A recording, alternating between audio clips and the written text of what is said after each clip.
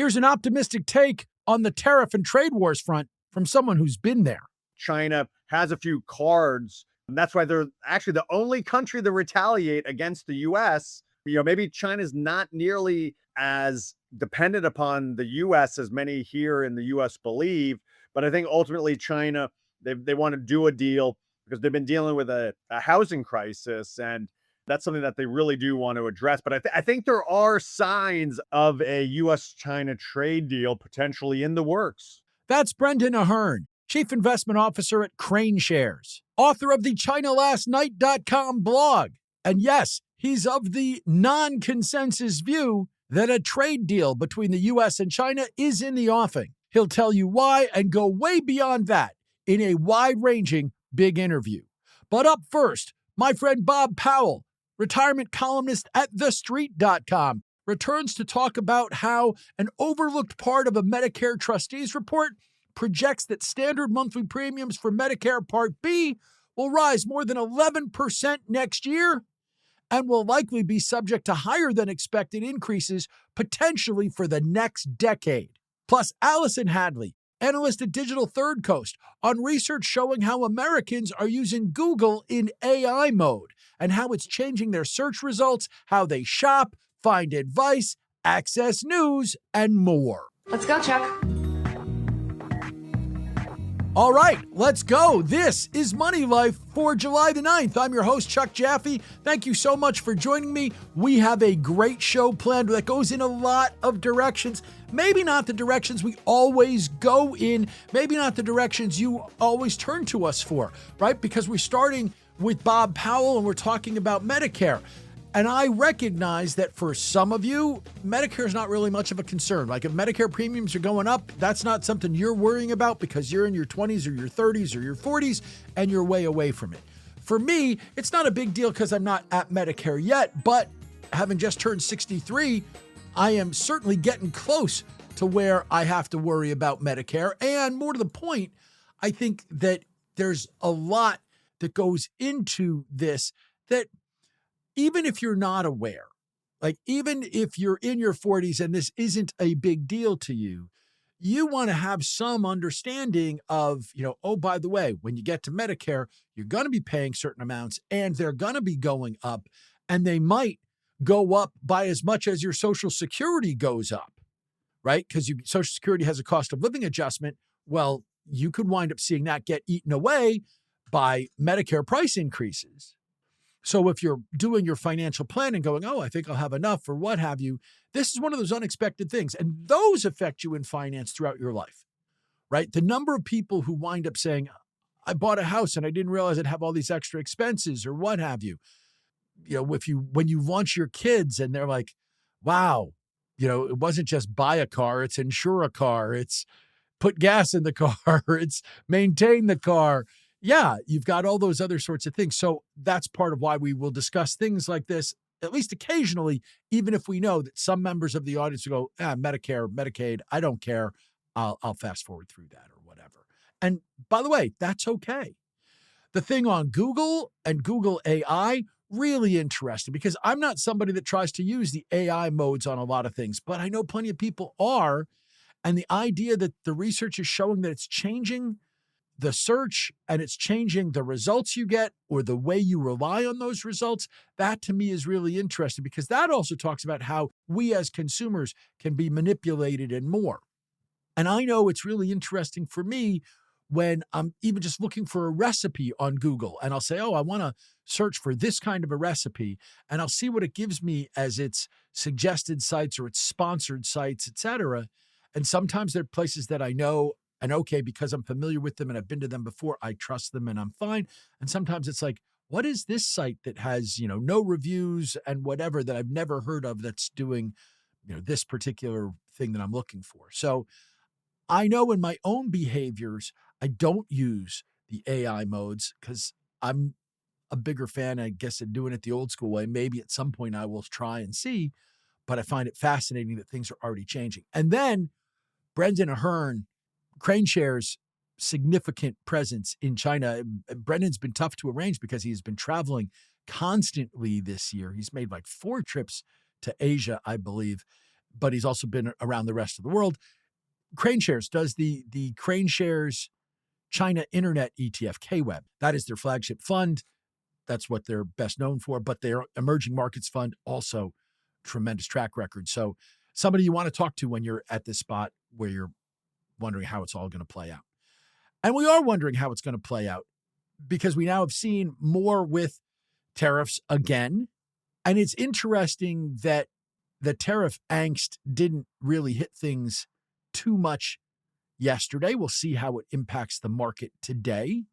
I can't decide whether Wall Street thinks that President Trump is going to either delay the plans further or soften the tariff plans, or if they just think that markets are going to go, yeah, whatever. Like, we shook off the worst of it.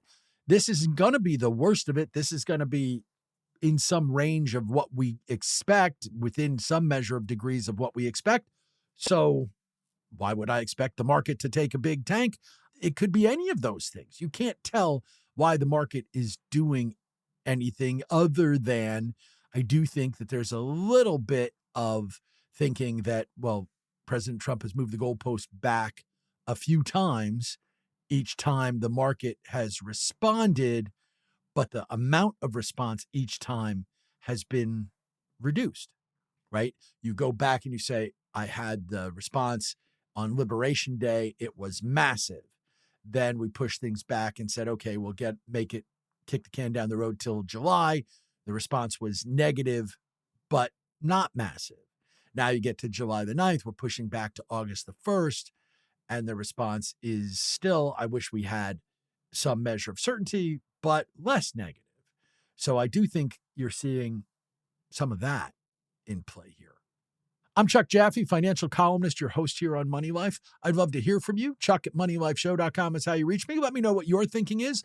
Let me know who you want us to be talking to on the show, because we would be happy to get the people you've maybe heard someplace else, but you wish they were getting our treatment and more, or if there's subject matter you wish we would cover, etc. Plus your questions, your comments, picks for quick and dirty when we're doing the market call, whatever it is, I'd love to get it from you. Chuck@moneylifeshow.com. But right now, I want you to get what you come to for us for, and that's this show. Again, it's Bob Powell, Allison Hadley, and Brendan Ahern. Great day to live the money life, and I think you'll agree with that when the talk starts next.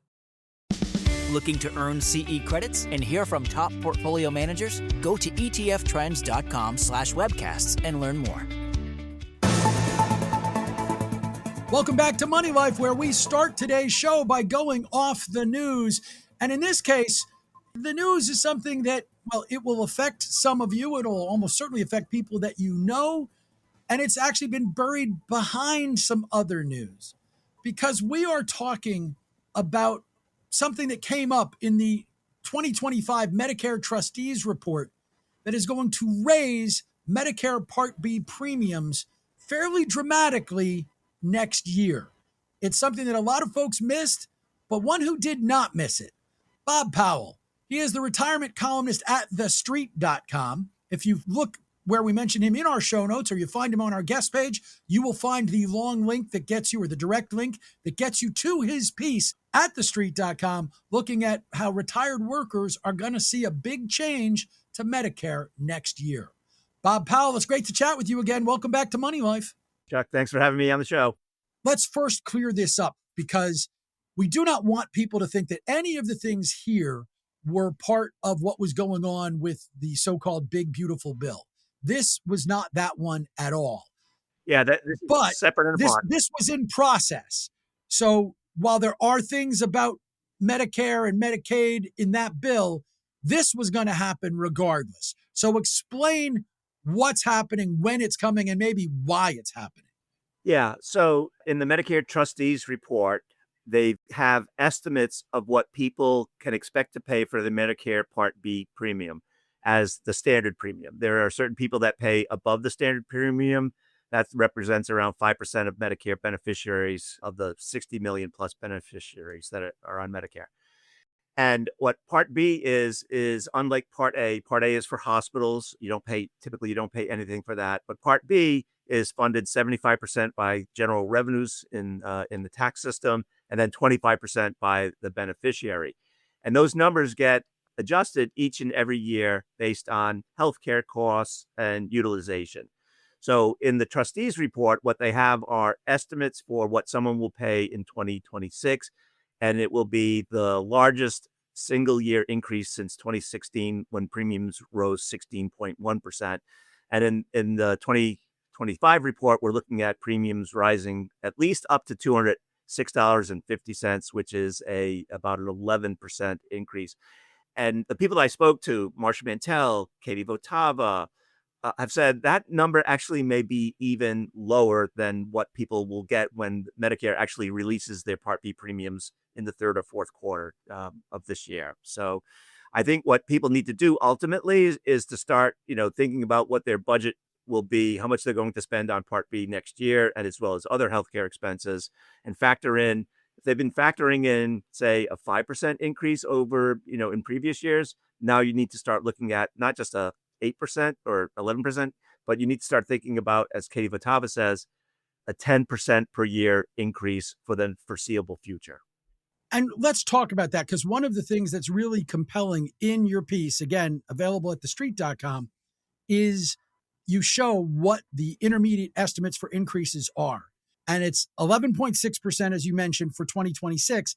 And then the annualized increases are basically 6 to 7%. But the lesson here is this was supposed to be 5 or 6%. And then when they went to put it in, it became 11%. And that's why, even though you can look at that chart and it says, the 2027 increase will be 5.9%, you're saying that's not going to hold either. Yeah. So, Katie Votava, who, studies Medicare, Medicaid, and health savings accounts and whatnot, says there are two forces where she says 10% will become the norm. There's a shift of what she describes as cost-intensive care from inpatient, Part A, to outpatient, Part B, for things like major surgeries or cancer treatment. So that's increasing, as I mentioned before, the utilization. And then there's this growing popularity of Medicare Advantage plans, which now cover over half of Medicare beneficiaries. And Part B is sort of ensconced in their Medicare Advantage plans. And there, too, you're now seeing, increasing use of. So Part B typically pays for doctor visits.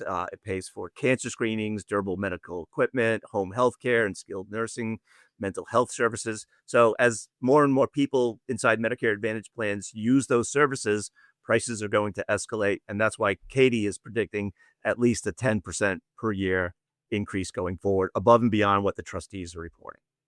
And I will point out, as somebody who's getting close, you're supposed to start taking Medicare at 65. So I'm getting to where I can see it and see having to do it. And on the one hand, it's better than trying to do full insurance on your own. But on the other hand, you can see for a lot of people that this is going to wind up being a hardship. Yes. Now, the only case where it's less of a hardship, at least temporarily, is there's a hold harmless provision in the law, which says that you can't pay more for your Part B increase than what you're getting for your Social Security COLA benefit. So I've estimated that there might be around 4 million people who will fall into this hold harmless category, where their entire COLA benefit will get paid toward Part B, but they won't have to pay over and above that amount. So there's at least 4 million people that will at least not have to pay the full increase. Yeah. But unfortunately, those are the people who actually rely on their cost of living increase to give them a better standard of living in their retirement. They are not the ones who are going, I could live off of, without taking my Social Security at all. Those are the ones who need it the most, right? Yeah, so that's the sad part about it, is they're the people that get the lowest Social Security benefit, let's call it under $800, per month. So, and right now we're looking at an average Social Security benefit of $2,000 a month. So it's more than half of, what the average benefit is right now. So those people will get there. And the sad thing, I think, Chuck, too, is we asked Marsha Mantell for advice on, well, what can you do to sort of plan for this increased Part B premium, not only for 2025, but in the future years. And, it's like, create a budget. Yeah.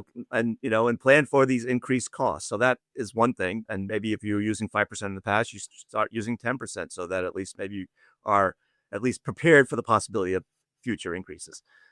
Use the Medicare Plan Finder. We're not there yet, but come the annual election period, October 15th, inertia gets the better of most people with Medicare plans, right? They keep the same plan that they had the year before. But typically those plans change, your health changes, things change. Maybe you've moved state residences. So you need to use the plan finder to find the best plan for you. Don't just settle for the plan that you had in 2025. Marcia Mantell recommends calling your Congress member and saying you're upset about these increases in Part B. I'm not sure how far that will go, but maybe it's worth giving you some satisfaction. And then filing IRS Form 1040 SR, which at least includes the higher standard deduction for seniors, which was now part of we started with the one big beautiful bill. There's one interesting part of the one big beautiful bill that's not part of this, but it's the $6,000 senior bonus deduction that everyone 65 and older, whether you're collecting Social Security or not, will receive on their tax returns. Yeah. Again, this is separate from everything in the one big beautiful bill. But as you look out, I mean, it all kind of adds up. It's one of those things that although this was in process, would be in process in every given year, again, it wouldn't make a difference who's in office. They're going to be saying, here's what the increases are going to be, and they're going to be reactive to it. But it somehow feels worse this year, doesn't it? Yeah. Not just because it's bigger. It does feel worse. And I will mention there's two last things I should note. So the Bureau of Labor Statistics each year, quarter maybe, publishes the Consumer Expenditure Survey, where they look at healthcare expenses among other expenditures and says, if you're in your 65 to 75 years, you might spend about 5% of your expenditures on healthcare expenses. And that escalates up to 15% over the course of the go, slow go, no go years. And so you have to factor in this notion that as you're doing your budget, your healthcare expenses are going to escalate for a couple reasons: increased medical use, as well as healthcare inflation, which generally rises twice as much as CPI. And then the other factor I think that you have to think about is this notion that healthcare expenses, and I would recommend everyone who's listening, Sudipto Banerjee, who now works for T. Rowe Price, has published a number of research papers on how to approach healthcare expenses in retirement. You have probably reported on, and you're well familiar with, the listeners are well familiar with, the report that Fidelity produces every year that says you'll need $400,000 or $350,000 or some odd $1,000 set aside at retirement to pay for healthcare expenses over the course of retirement, which is a mind-boggling number, right? No one has $400,000 set aside at retirement to pay for healthcare expenses over 30 years. But what Sudipto has done in his research says, look, let's break this down on a year-by-year basis. And what I'm going to tell you is for the fixed costs like Medicare Part B premiums or Medicare Part D premiums or Medigap insurance premiums, those can get paid for out of sort of your traditional sources of retirement income, be it Social Security or withdrawals from your retirement accounts or an annuity or a defined benefit plan.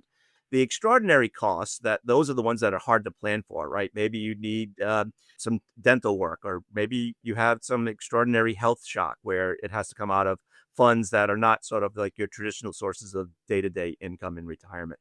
I would encourage everyone to go read these reports because they gave me some sense of comfort, Chuck, to say that despite these increases, of 5 or 8 or 10%, whatever they might be manageable perhaps for some if you approach it as an annual cost.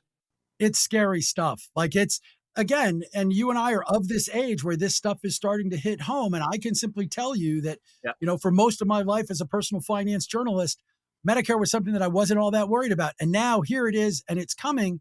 And you go, okay, I've done all the right things in terms of saving and making things right. And the one thing that has the biggest threat to me is what could happen if we wind up with medical situations. And so at least we know what the premiums are going to be. We're not going to like paying them, but we're going to watch and hopefully not scare ourselves too much. Bob, thanks so much for helping clear it up. We appreciate it. Thank you, Chuck. That's Bob Powell. He is retirement columnist at thestreet.com, just like it sounds. And of course, if you find him in our show notes or on our guest page, there's the link there to his piece that talks about this change to Medicare premiums. We're just getting started on the July 9th edition of Money Life. Up next, we'll be talking with Allison Hadley from Digital Third Coast about people and how they're using or maybe not using Google AI right for searches. Stick around. It's Money Life. Did you know that global generalizable robotics represent a $24 trillion investment opportunity? Top robotics and AI companies are actively reshaping industries across sectors. Learn more about capturing this investment opportunity at Vetify.com. Now Money Life looks at what the survey said. Yes, this is the Survey Said on Money Life. It's where we dig into surveys, studies, polls, any kind of research or data that's going to help us understand what people are doing for, with, and about their money. And today, it's not necessarily directly about their money. It's what people are doing for, with, and about their search when it comes to, are they using AI mode on Google, and what is that doing when it comes to the results they get, and maybe how they follow them, which then gets you into how they spend their money. Here to discuss it, Allison Hadley. She's an analyst at Digital Third Coast, which did the research. You can go to digitalthirdcoast.com, and if you want to get directly there, you will find her in our show notes or on our guest page, where you'll find a direct link to the survey we're discussing. Allison Hadley, welcome back to Money Life. Hi, Chuck. How's it going? It's going well, although I have to say, I can't tell if reading this survey made me alarmed at my own behaviors, which is why I really wanted to discuss it, because you guys were looking at how folks are doing search and how much they're using AI mode on Google. And I suspect that there are plenty of people who are using AI mode on Google without really understanding what they're doing. So let's start with that, because search is changing. It's not just as simple as, did you do a Google search? It's now, did you do a Google search versus a Google AI mode search, right? Correct.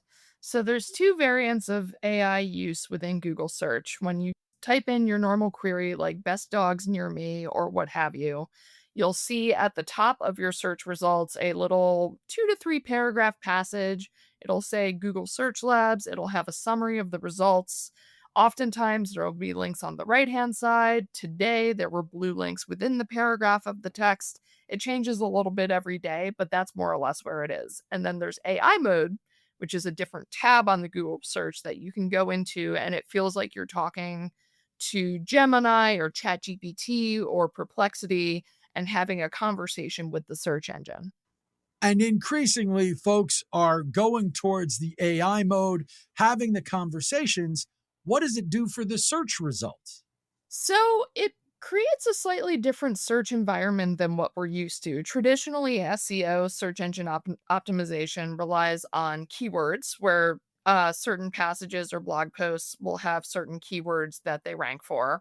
Now we're looking at sort of passage to passage matching. So Google will look at a blog post, and instead of seeing if the entire page adequately answers a question, it's now looking for sentences or phrases even that might support the main thrust of the query that the user is using. What this means is that the game has changed a little bit on the marketing side, but what this also means is that the types of results that users are seeing are a little bit different than what we've seen in the past from Google.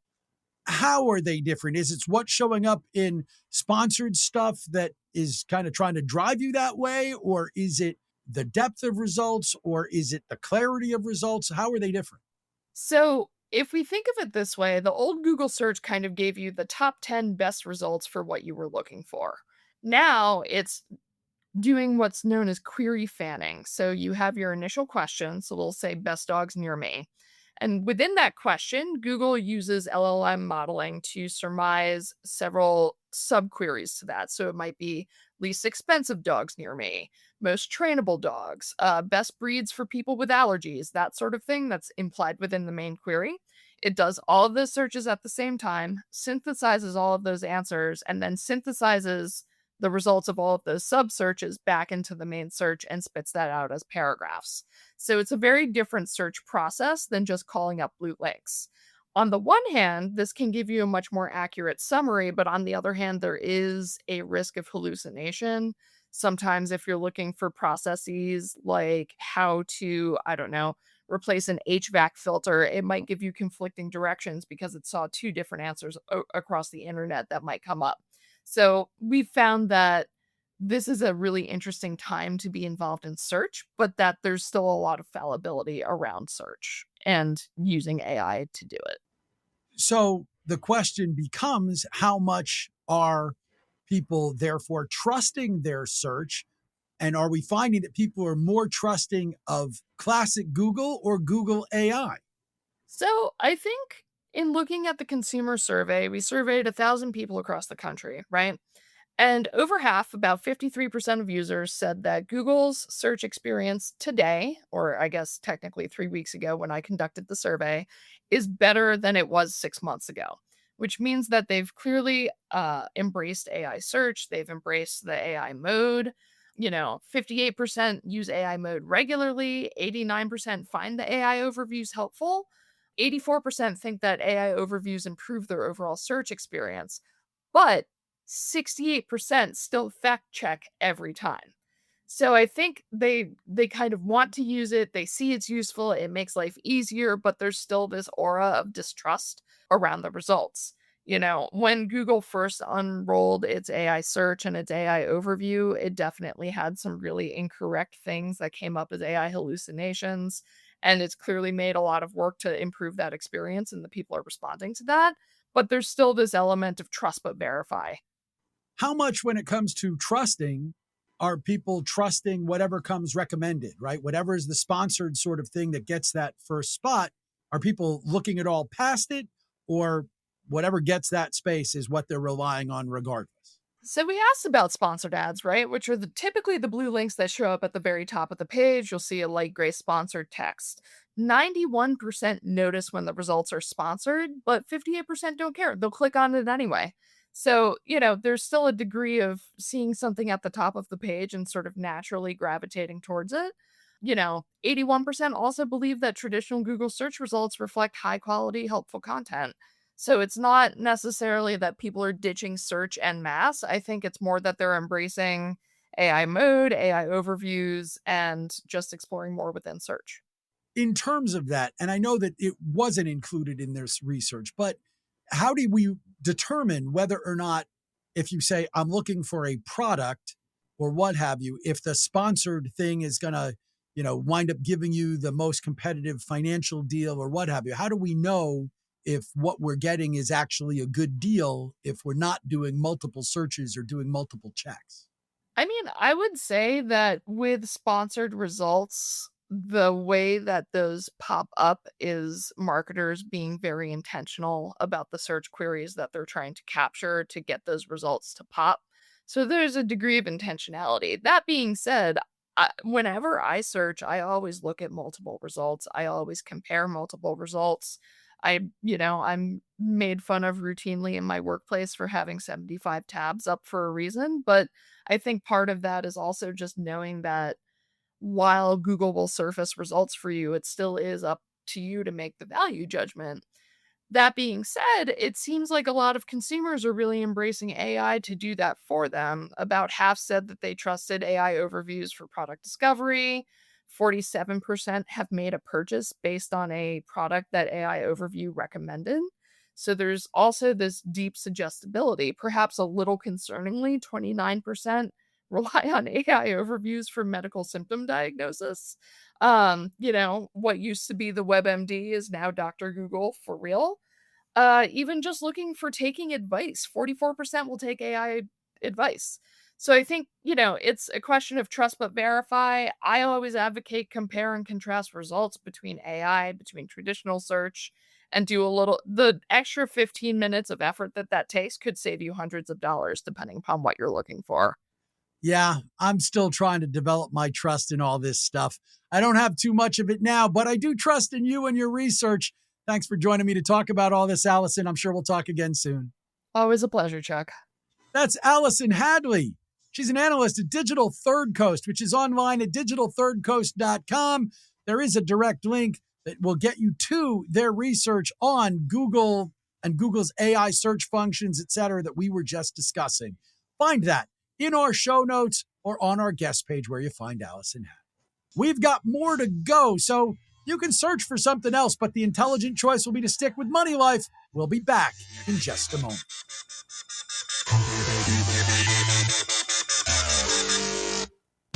Everything an advisor needs can be found in one award-winning newsletter. Advisor Perspectives takes the most important financial perspectives and delivers it right to your inbox. Go to advisorperspectives.com and stay informed.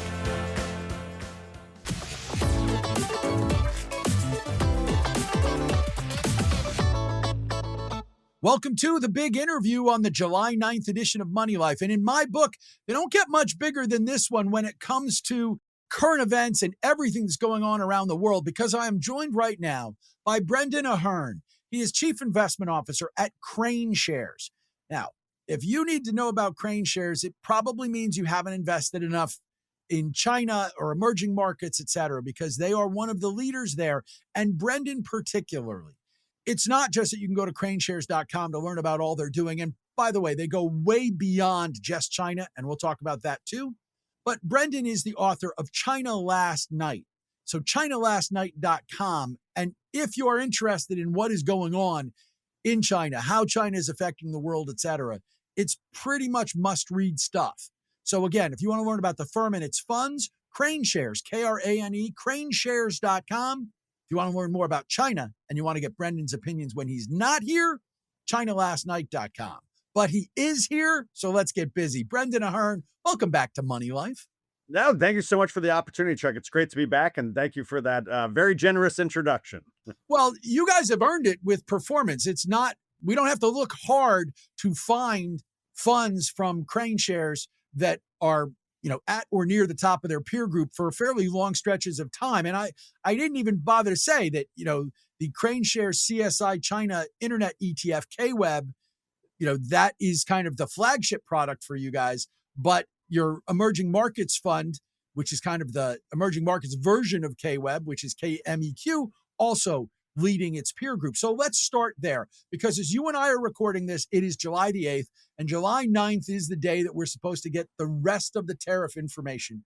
But we already saw a lot of it leak with letters that the president was sending to various countries on Monday. So give us your update on what happens next with tariffs and what the tariff situation is doing to the emerging markets that you spend so much of your time in.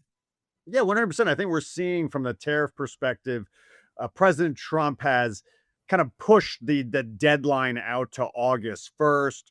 He's threatening higher tariffs on Japan, South Korea, and others. But by pushing out the window, I think the market potentially believes this is another taco, another Trump always chickens out moment. He's giving countries the opportunity to negotiate with him.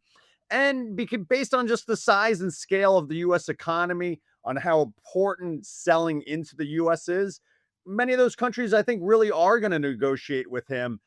Japan, actually, interestingly, they have a big election coming up, and that's going to potentially be problematic for the Japanese government, because they can't look weak.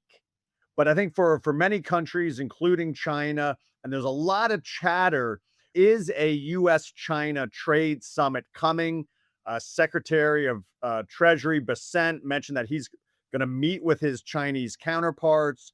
There's been a lot of talk about potentially President Xi, President Trump. Is it a early September trip where China's already planning a big military parade, a celebration of the end of, it's the 80th anniversary of the end of World War II, or there's a big APAC, Asia Pacific Economic Cooperation meeting in South Korea in October, where normally you'd have a lot of heads of state. So anyway, I think the U.S. and China, those two economies are highly intertwined with one another. President Trump is negotiating very aggressively. At the same time, I think China has a few cards, and that's why they're actually the only country to retaliate against the U.S. Maybe China's not nearly as dependent upon the U.S. as many here in the U.S. believe, but I think ultimately China, they want to do a deal because they've been dealing with a housing crisis, and that's something that they really do want to address. But I think there are signs of a U.S.-China trade deal potentially in the works. What has this done for their markets? I mean, we've seen uncertainty, and we're still kicking the uncertainty can down the road further. And while the hope is that we get a good resolution, there's not any guarantee that that's going to happen. And we don't really seem to know. It wasn't that long ago that folks were saying, well, we sort of think that we'll come to a universal 10%. That's not what we're seeing this week. So when you are looking at this, has this muted markets? Has this hurt markets? Or are they going on as this is business as usual and the cost of business, and we'll see if that cost goes up as we get resolution? Yeah, I think the latter, Chuck. Yeah, I think it's a great observation that, in general, China, it's not as the Chinese economy is far less dependent upon the US economy. 50% of China's GDP is driven by the service sector. 18% is exports. In terms of manufactured exports, that number falls to 12%. So if we get rid of agriculture and raw materials, so only 12% of China's GDP is directly geared to export manufacturing, but then only 15% of China's exports are going to the US. So we put it around 3% of China's GDP is directly geared to the US, which is why they've been retaliated, why they've actually pushed back. I think ultimately President Trump believes in tariffs. He doesn't believe it's a tax on the US consumer. I think he thinks other governments write that check, though I would disagree with that. I think tariffs are here to stay. I think it's viewed as a revenue source for the US, even though that is viewed as potentially inflationary for the US consumer. If anything, demand will slacken in the US. Because if prices go up, people will buy less, simple supply demand dynamics. But I think for China, I think they'll play ball. I think what, as students of China's economy and capital markets, China is talking a lot about addressing overcapacity, overproduction in industries like auto, steel, plastic, solar, e-commerce. Isn't that exactly what Trump has been accusing them of oversupply? So we're seeing in China a lot of policies geared to addressing these issues. It's not front page news here in the US, but it 100% is front page news in China. That's why I think potentially a trade deal between the US and China is taking place, because the Chinese government is literally doing the things that Trump wants them to be doing it. They're not saying Trump's asking them, they're doing it. They're doing it in order for domestic purposes, but it's also a check the box on what Trump wants them to do. I know it's non-consensus, but I really do see these signs of a U.S. China trade deal potentially in the works. Looking at the relations between the two countries, since you see a deal, the opposite of that would be a trade war. Does anybody win in a trade war? Can anybody look at a trade war and say, we have a chance to actually win? Personally, I don't believe so. It'd be a Pyrrhic victory at best. And I think part of what we're seeing is, I really do believe the weakness in the dollar is somewhat driven by non-US investors are reacting to the trade war and are voting with their capital. And foreign investors hold about 17 trillion of US equities. And I'm not saying that's going to zero.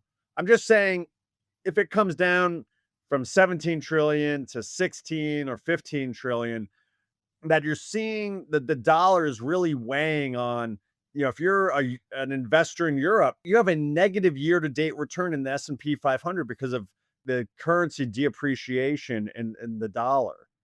And the same is true in most Asian countries. So I think there is a reaction from investors globally to the trade war, and they're voting with their feet. And again, it's not a zero-sum game. I'm just saying non-US investors are arguably taking some profits in US equities. That's weighing on the dollar. Some of that is due to the budget imbalance here in the United States, some of the political instability here, and just people are potentially taking some profits and putting it back to work. And some of that's going to get put back to work in non-US equities, including emerging markets, including China. How much weaker can the dollar get? Like, for tariffs to work the way that the president was hoping they would, the dollar needed to get a lot weaker than I think most voters, most consumers, and in fact, many economists necessarily thought that the dollar would get. We've seen some of that weakness, but do you think we are done seeing that weakness, or maybe not done seeing it, but done having it get weaker? I think the dollar is down pretty significantly. If you look at some of the data on currency speculators or everyone is short the dollar. So I'm a little bit of in the camp that, especially after the unemployment number, that makes it harder for the Fed to cut rates. So I think the dollar, if anything, stabilizes just because I think there's less Fed cuts coming. Probably the biggest moves in terms of dollar weakness are behind us until later on this year when potentially you have a little bit of economic weakness in the US that allows the Fed to cut rates, and that would weaken the dollar. But so I think the worst is behind us from in terms of dollar weakness. Do you think the Fed is cutting rates anytime soon? And what kind of impact will that have internationally? I don't think you can make the case for the Fed to cut in July. So we're looking at the latter part of the year. Simply the economic data doesn't support it. I think one thing that is missed is that when the Fed cut rates, that affects the short end of the curve. And a lot of interest rates in the US, if you think about your mortgage rate and the auto loan, your credit card interest, that's a 10-year, 30-year, right? Thinking about more cutting, it's not going to have any effect. So I think a lot of the issues that are weighing on the U.S. economy in terms of higher rates aren't going to get solved by the Fed cutting. I think that's a little bit of a misnomer, but ultimately, when the Fed does cut, it'll weaken the dollar, just without question. And you're seeing that particularly euro, yen, Singapore dollar, Taiwanese dollar.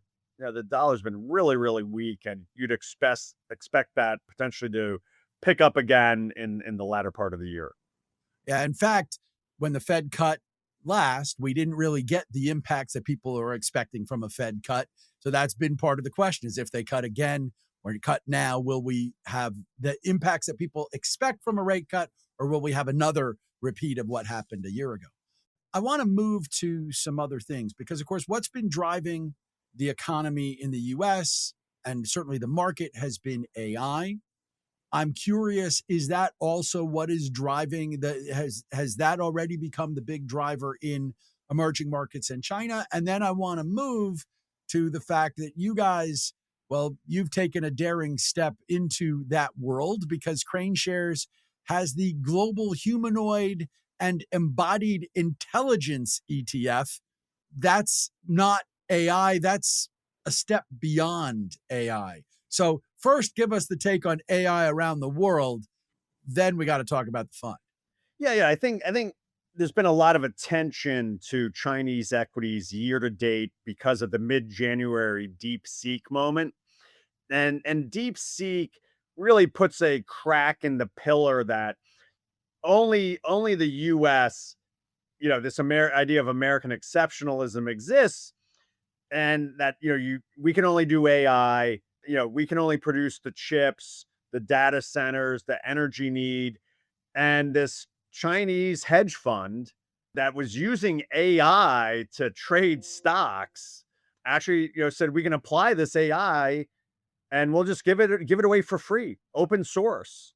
That part of their business, this high flyer was the name of the hedge fund. DeepSeek is the name of the AI. That forces a valuation comparison, and under that lens, U.S. equities, particularly U.S. technology, Mag 7 looks very, very expensive. How could this Chinese company do this without the high-end NVIDIA chips, without the power, without the data centers? And so I think a lot of investors have been focused on the year-to-date outperformance. I would argue, Chuck, though, it really goes back to January of 2024 when you had this derivative-induced meltdown in Chinese equities, really killed the last China bull. That's when the China bull market started. It's just been so out of sight, out of mind that most people don't realize how well Chinese equities have done really for the last year and a half, not just on an absolute basis, on a relative basis to US equities. So I think there is a bull market in Chinese equities. It's just out of sight, out of mind. And bigger picture, I think you're seeing a bit of a comeback, a little bit of a global rebalance from US equities into non-US equities, including EM. And I think those growth stocks globally, if it's in China, in broader EM. I know a lot of people talk about K-Web, but KEMQ, our EM version of K-Web, is performing quite well because we own these growth names, not value, energy, and financials. Those are slow, no growth industries. We just want this growth factor, are really outperforming, knocking on wood. And that's where I'm kind of, we're very constructive on not a zero sum game that, we're not rooting for US equities to go down. I'm just saying there's going to be a little bit of a balanced playing field going forward. And let's talk a little bit about humanoid and embodied intelligence. Yeah, I think this is something that, I mentioned I've been doing a lot of travel to Asia, visiting our institutional clients there. And if you fly through Narita or Haneda, the two Tokyo airports, you'll see these robot wheelchairs that just drive themselves around the airport. And you can hop in it and say, take me to gate, 12. And without any person, it'll take you right to it. Traveling to, particularly in Hong Kong, you see these robot waiters that, the waiter takes your plate, puts it in this robot, the robot takes off to the kitchen.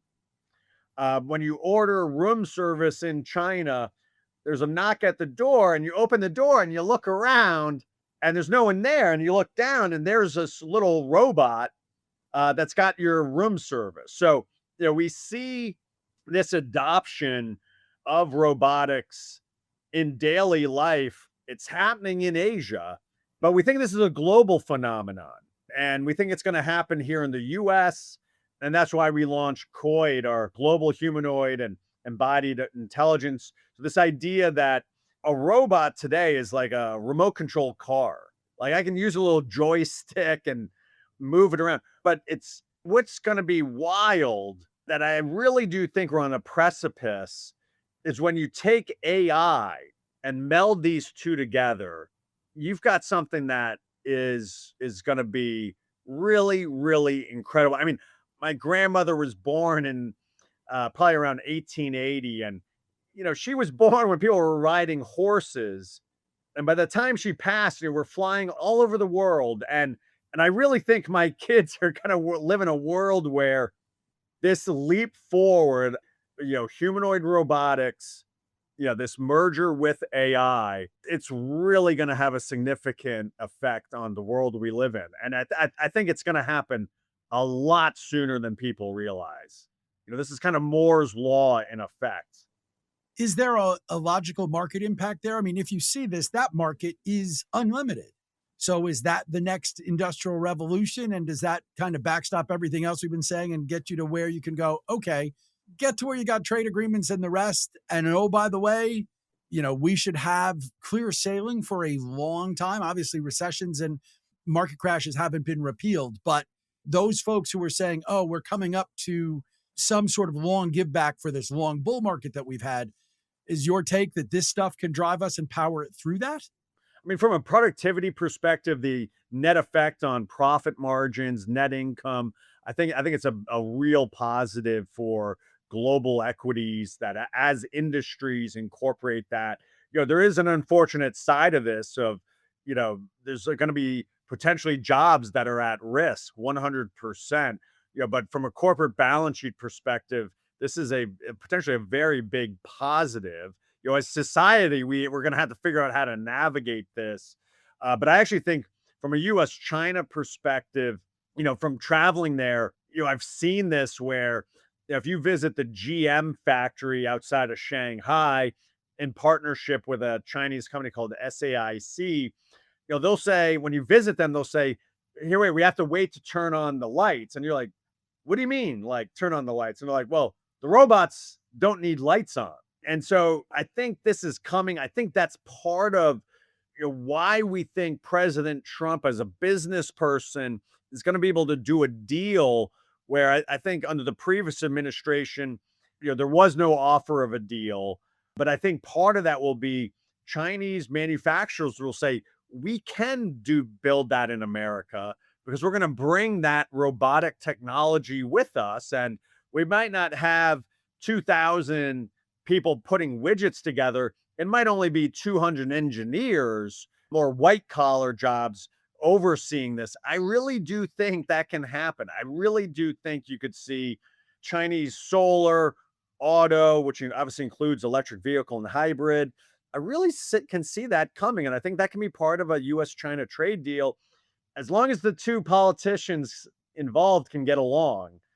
Business people from China, the US get along great. I mean, look at all the US companies that generate huge amounts of revenue in China today. Apple, Tesla, Starbucks, but also companies like ExxonMobil, Nvidia. I mean, why these politicians can't get along, when you contrast that with how well corporations do, it's a little frustrating.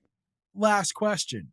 That frustration and, of course, the uncertainty we've been living with. Do we have resolution by the time we get to the new year? If you and I talk in 6 months, will we have a clear idea of how this has not necessarily worked out permanently, but how we've gotten over this hump by then and how the market has reacted and will respond? I really do believe that under President Trump that a deal can be made. And that's been a huge overhang for Chinese equities, for US investors. For non-US investors, the geopolitical is much less of an issue. But I think a deal, a trade, US China trade deal allows US institutions to come back into the space because they're very, very underweight. And I do think that is feasible under President Trump. And part of the chatter we're hearing, Chuck, is that if Trump goes, he wants to bring US CEOs with him. Kind of like what we saw when he went to Saudi Arabia, because he can leverage those relationships that Tim Cook or Jensen Huang have in China and build a bridge diplomatically, which has already taken place from a corporate world. And yeah, I'm an optimist. I am, as any good long only manager, you're a perennial optimist. But I think for every investor, you want to see a trade deal get done, not just from an investment perspective, because US corporations, many are very dependent upon China, but I just think about my kids. What kind of world do they live in if the US and China don't get along? I think that's highly problematic. Thank you for helping us see through those problems to what might be next. I appreciate the optimism. That's always a good thing. Meanwhile, safe travels. We'll talk to you again down the line as we get some clarity and resolution. Yeah, thanks again, Chuck. Looking forward to it already. That's Brendan Ahern. He's the Chief Investment Officer at KraneShares. He's the author of China Last Night. So, KraneShares, Krane, KraneShares.com for more information on the firm and its funds. ChinaLastNight.com for more information on China. And for more of Money Life, and there's not too much more left today, stick around. We'll cross the finish line together right after this message.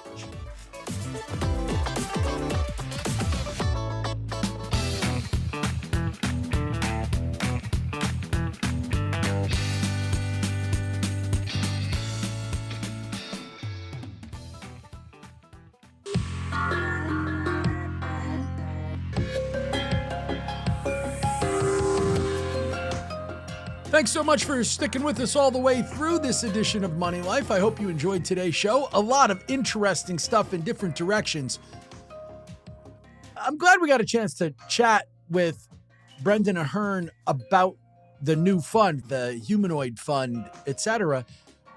You can cut the ETF world, like it gets very granular. That's the word they like to use for it. And we've seen it in a lot of different ways, right? We talked about it when we were talking about auto callables and options and what have you. But this is just more that classic, let's find an investment strategy and get there. And I'll point out, he didn't really talk much about it, but when they debuted that fund, they rang the bell on the New York Stock Exchange and they did it with a humanoid. I can't really describe it. It was not, it was its own variation, I guess, on the robot dogs and things that you've seen in so many places. But interesting ideas. The funny side, he mentioned the General Motors factory where they had to turn the lights on because the robots don't need lights when they were going to walk down there. I remember when I was at the Detroit Free Press in the 1980s, going to what had been a rebuilt General Motors factory that had a ton of robots in it, but of course still had to have people. And there were sections then where they said, yes, into this storage area, we have very limited lighting because the robots are going through places where there are no humans there. And so we keep it dark. And the question was asked, not by me, I wasn't smart enough to necessarily say it. Could you ever see a day where you had basically a factory that was dark, that you didn't spend the money to illuminate? Because GM literally was saying, yeah, we save X $1,000s by not lighting that segment, et cetera. And they said, absolutely. We could see a day where you only have lights where the people are, and it's not a very big part of a factory. So kind of interesting story 40 plus years later, basically, because I was at the Free Press in 1984. Tomorrow, I'll be back here, and you will too. I haven't done this since 1984, but we have done this for over 13 years, and we got a great show planned for you. Now, of course, Thursday, so Todd Rosenbluth will be here with his ETF of the week. But John Silva, founder and chief executive officer at Dynamic Economic Strategy, makes his debut on the show. Plus, we're going to do an other interview. That's what we call it. It used to be the big interview 2 or whatever. It's the other interview on the show with Ben Cook, portfolio manager for the Hennessy Energy Transition Fund and Hennessy Midstream. And that should be a good one from the standpoint of it gives you an update on what's happening in the energy sector, et cetera. So tomorrow will be another great day to live the money life. They're all good days to live the money life. That's what we're shooting for. Plan to be here with us. And meanwhile, if you're looking to make today better and you want something to celebrate, well, it is National Dimples Day. Kind of hoping my grandson will have dimples. It is National Don't Put All Your Eggs in One Omelet Day. I can eat 50 eggs. My boss says he can eat 50 eggs, he can eat 50 eggs. Well, you might be able to eat 50 eggs, but don't put them all in one omelet. The idea here is actually interesting, right? You've always heard about don't put all your eggs in one basket because, of course, if your basket breaks and, you lose all your eggs. But this takes it a step further because while you might want to celebrate making an omelet today, if you don't make perfect omelets, I don't, but I don't really try. Gail does make perfect omelets. And you went to flip it and everything made a mess, well, we'd still eat it. But if you didn't use all your eggs, you'd have another chance to make the perfect omelet, right? And if you made the perfect omelet on your first try, you could do something else with the rest of your eggs on the next try. And it's actually a good metaphor for things like diversification in your portfolio and all the rest. So yeah, have an omelet today, but don't have all of your eggs there. It is also National Sugar Cookie Day. C is for cookie, that's good enough for And me. any day that you can celebrate cookies is a good day for me too. My guests today were Bob Powell, retirement columnist at thestreet.com. You can find some of my work there these days too, by the way. You can find the long link, the direct link to get to his piece on rising Medicare premiums in our show notes. Allison Hadley is an analyst at Digital Third Coast. It's digitalthirdcoast.com. Again, direct link there. I thought that was a really interesting piece on how that stuff, if you know that it's affecting you or might be affecting your stuff, would you change your behaviors? I would hope you might, but you don't have to. And then Brendan Ahern is the chief investment officer at KraneShares. It's KraneShares.com. And then it's ChinaLastNight.com if you are looking for regular stuff on China. Thanks to them. Thanks to Rob Floyd, my producer. Thanks to Maho, my dog. But mostly, thanks to you for being here, because you make this special and worthwhile for me each and every day. The Money Life quote of the day comes from Brent Schutte from Northwestern Mutual. He said it on this show on June the 16th. He said, asset classes don't die, they just go to sleep for a while. Yeah, that's why you don't put all your eggs in one omelet. That's why you diversify and try to do the right thing. And it's why you remember. But until we do this again the next time, the best thing you can do for your money is not worry too much about it. Have a great day, everybody. Stay safe and stay calm. We'll see you here on Money Life again tomorrow. The people who appear on Money Life are here for your and their own entertainment. Don't take advice from us or any other podcast without doing more research and/or consulting your financial advisor. We believe our guests provide reliable information, but we can't and don't guarantee the accuracy or completeness of their statements. Opinions expressed on Money Life are those of the host and guests only and reflect their personal thinking. They're not representative policy or strategy of any employers or sponsors. This show is produced by Money Life Radio, which retains all rights to the content. If you want to use any part of this show for your own purposes, be they good or evil, you must get our written permission first. And remember, with great financial information comes great responsibility. Please act responsibly. This is the